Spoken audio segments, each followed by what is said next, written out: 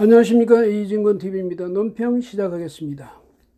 문재인 정권 슬슬 파장으로 접어드는 것 같죠.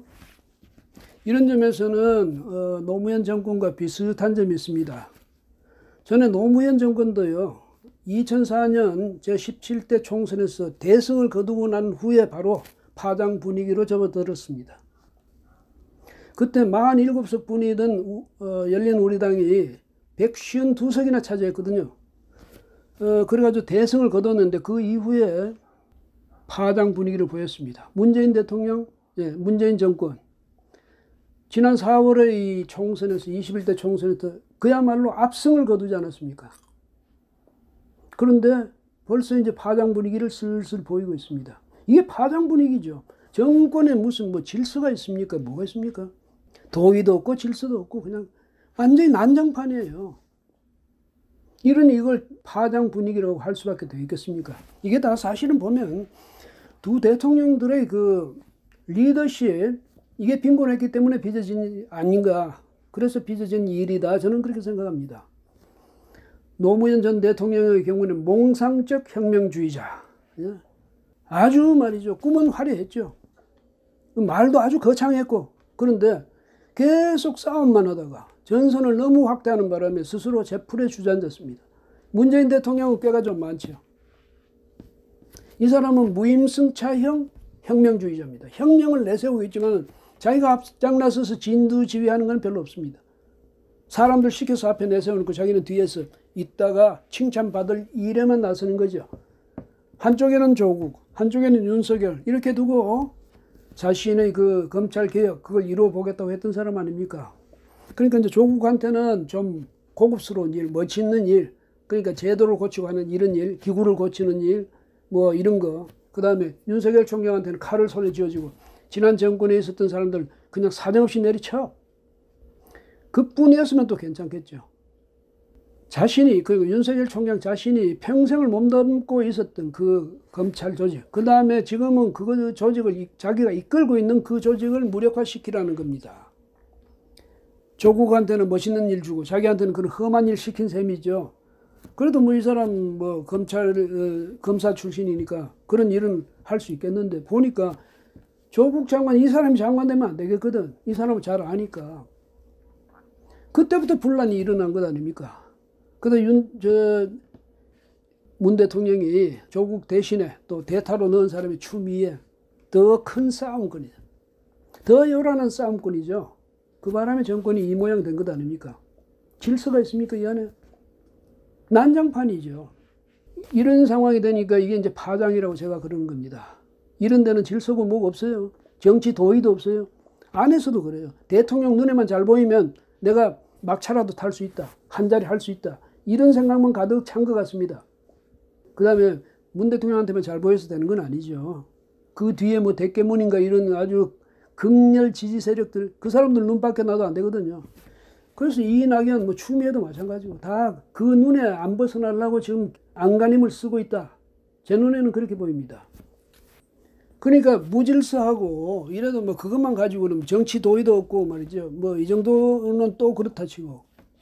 가만 보면 민주당은 이거 완전히 사기 집단화하고 있습니다. 사기 집단이 돼가고 있습니다. 무슨 얘기냐? 아니, 서울시장, 부산시장 재보궐선거에서 보궐선거 때 현행 그 당헌으로 하면 후보를 못 내게 돼 있지 않습니까? 후보를 못 내게 되면 이제 내후년 대선에서 엄청난 지장을 초래할 테니까 후보를 내야 되겠다. 어떻게 내느냐? 이낙연 당은 또 꾀를 낸 거죠. 장꾀를. 그래가지고 전 당원한테 물어보겠다. 전 당원의 의사를 물어서 결정하겠다. 이렇게 이야기했습니다. 그게 뭡니까? 사실은 굉장히 이게 위험한 일이에요. 이거 부도덕한 일이거든요. 해서는 안 될 일 아닙니까? 자기들이 문재인 대통령이 그때 5년 전에 그때 문 대통령이 당헌에다 그 규정했지 않습니까? 대표 시절에. 그걸 이낙연 대표 들어와서 날려버리겠다는 겁니다. 그 조항을 아예 그 의미를. 이런 식으로 하면서 그걸 당원들을 끌고 들어가는 겁니다. 내가 잘못한 게 아니야. 내가 그렇게 한 거 아니야. 당원들이 시켜서 이거 하려고. 전체 당원을 집단적으로 말이죠. 그럼 부도의 속으로 몰아넣는 거예요. 정치적으로. 타락 속으로. 이게 당 대표에서 할 수 있는 일입니까? 그런데 버젓이 그런 결정을 했습니다. 해가지고 당원 투표에 붙였더니 86.64%가 뭐 찬성 나왔다네요. 그랬더니 또 기고만장해가지고 보라고 말이야. 당원 86점 몇 %, 전폭적으로 후보를 공천해야 된다는 데서 찬성을 했다. 그런데 웬걸 걸림돌이 생겼어요. 뭐냐? 이게 당규에 보면 전 당원 투표의 의결 정족수는 3분의 1이 참여해가지고 전 당원의 3분의 1이 참여해서 과반이 찬성할 때 가능하다 이 말이에요. 근데 26%가 밖에 참여를 안 했거든요. 투표율이. 또 이렇게 되니까 난처해지지 않았습니까? 근데 이 사람들이 또 꾀를 내죠. 왜? 꾀를 안 낼 사람들이 아니니까. 무슨 꾀를 내냐? 아니, 우리가 뭐 그 당원들한테 무슨 결정해달라 했어? 그냥 의견을 물어보려고 했을 뿐이야. 왜? 당헌 개정은 그 전당원 투표 사항이 아니거든. 그거는 중앙위원회가 최종 이제 의결권을 갖고 있으니까. 그러니까 이 3일날 중앙위원회를 통해서 당헌을 바꾸겠다는 것 아닙니까? 근데 이것도 그 사기적인 수법이죠. 왜? 전당원 투표에서 결정할 수 있는 일이 아닌 걸 전당원 투표에서 결정하겠다고 해놓고 또 거기에서 요건이 안 맞으니까 또 이제 다른 핑계를 대가지고 그건 그냥 의견만 물어봤을 뿐이다. 이런 식으로 회피해 나간 겁니다. 이거 사기적인 수법이죠. 사기라니까 굉장히 기분 나쁠 수도 있겠는데 사기가 딴 게 아니에요. 내가 확고히 지키겠다는 그런 의지도 없이 그 다음에 상대방을 살살 꿰어가지고 내 이익을 챙기는 그게 사기입니다. 옵티머스나 라임 사기 다 그런 사기예요. 그 다음에 또 한심한 게 말이죠. 후보 검증위원회를 구성하겠다는 겁니다. 후보 검증위원회. 왜 구성합니까? 오거돈, 박원순 이런 사람들 무슨 짓을 하다가 어떻게 된 건지 우리가 다 보고 있는데 거기에 대해서 뭐 진솔한 사과 한마디 했습니까? 있는 당원도 지금 고쳐가지고 거기 후보를 내서는 안 되는데 후보를 지금 추천하겠다, 공천하겠다고 하고 있지 않습니까? 그런 사람들이 검증위원회는 뭐하러 둡니까? 그 검증해서 뭐 할 건데요? 어차피 그 사람들 나중에 시장에 대해서 무슨 짓을 어떻게 하든 그 사람들이 잘못한 거는 우리가 책임질 일도 아니면서 뭐하러 검증합니까? 이것도 또 일종의 사기 아닙니까? 국민들한테 그럴듯하게 포장해가지고 국민들 믿게 하겠다는 그런 의도거든요.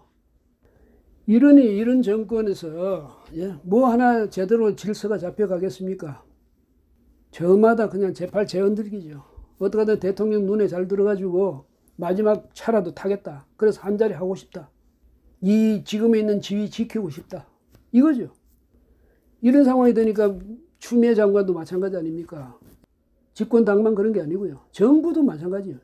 사기기가 다분해 보입니다. 사기기가. 왜?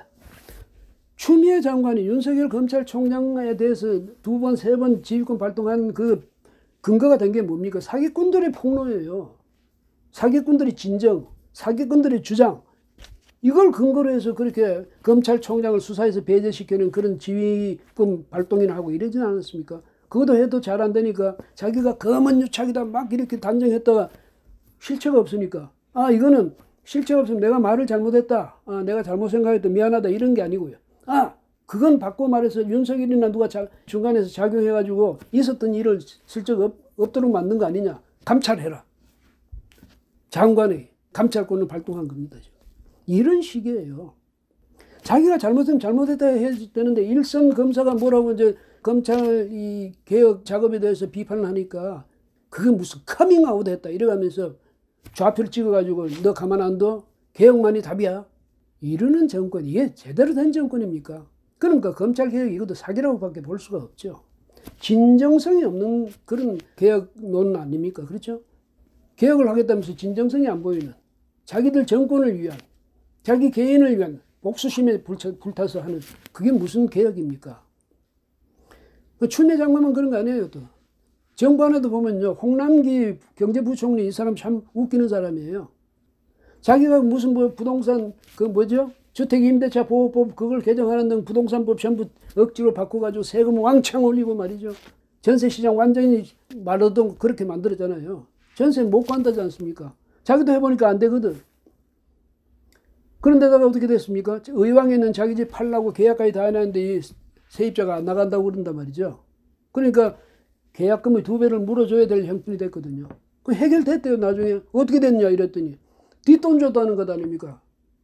경제부총리가 이 사기죠. 국민에 대한 사기지. 국민에게 대해서는 법이 이렇다 이걸 지켜라 해놓고 자기는 뒤로 앉아가지고 뒷돈이나 주고 이렇게 해결하는 저 사람은 용서해서 되겠습니까? 국민을 속여도 예사로 속여야지. 이런 정권이니까 그 아래에서 말이죠. 라임 사기 사건, 옵티머스 사기 사건 이런 게 벌어질 수 있는 겁니다. 그런데 그거 수사는 거기에 대한 수사는 적극화하지 않고 말이죠. 그 안에서 검찰을 그냥 법무장관이 검찰하고 싸움이나 하고 말이죠. 일선 검사들 돼가지고 맞짱 뜨자 이러고 나오고 있고 이런 정권 아닙니까? 그래서 이런 정권은요. 제가 생각할 때 이제 파장입니다. 국민들 굉장히 피곤하게 만들어 놓고 그래놓고 지금 파장에 접어드는 거죠. 회복 불가능입니다. 제가 볼 때는. 문재인 대통령 지지 세력이 많기 때문에 그 지지 세력 전체 국민에 비하면 얼마 안 돼. 목소리가 크기 때문에 그렇죠. 지금 윤석열 검찰총장 아니 여론조사 해봤더니 차기 주자 선호도 조사에서 17.2%, 이재명 21.5%, 이낙연 21.5%, 윤석열 17.2% 바짝 따라붙었잖아요. 그 사람들은 지금 대통령 되겠다고 막 팔걷어붙이고 뛰어다니는 사람이고 윤석열 총장 그런 거 안 합니다. 나 이러고 검찰총장 현직에 있는데도 여론조사 결과가 그래 나오거든요. 왜 그렇겠습니까? 저 사람들 믿었다가 또 무슨 사기 당하려고. 그러니까 이렇게 되는 겁니다. 그래서 국민들은 이제 지켜보는 거죠. 왜? 저 사기꾼들이 이제 어떻게 당하나. 이 파장 분위기가 어떻게 가나. 이거는 지켜보는 재미도 괜찮겠죠. 참 슬픈 이야기입니다. 그런데 한 정권이 성공을 해야 국민도 성공을 하는데 정권이 이렇게 망해가는 그걸 우리가 구경꾼으로서 보고 있어야 한다는 이게 기가 막힐 일입니다. 그렇지만 저지른 사람이 당해야죠. 자기들에게 그 책임을 회피하려면 안 됩니다. 분명히 이야기하겠는데 문재인 정권 파장에 접어들었습니다. 얼마나 더 급격히 이 파국에 이르게 될지 그거는 좀 더 지켜봐야 되겠지만은 여하튼 파국이 그리 멀지는 않을 것 같습니다. 예, 오늘은 여기까지 하겠습니다. 고맙습니다.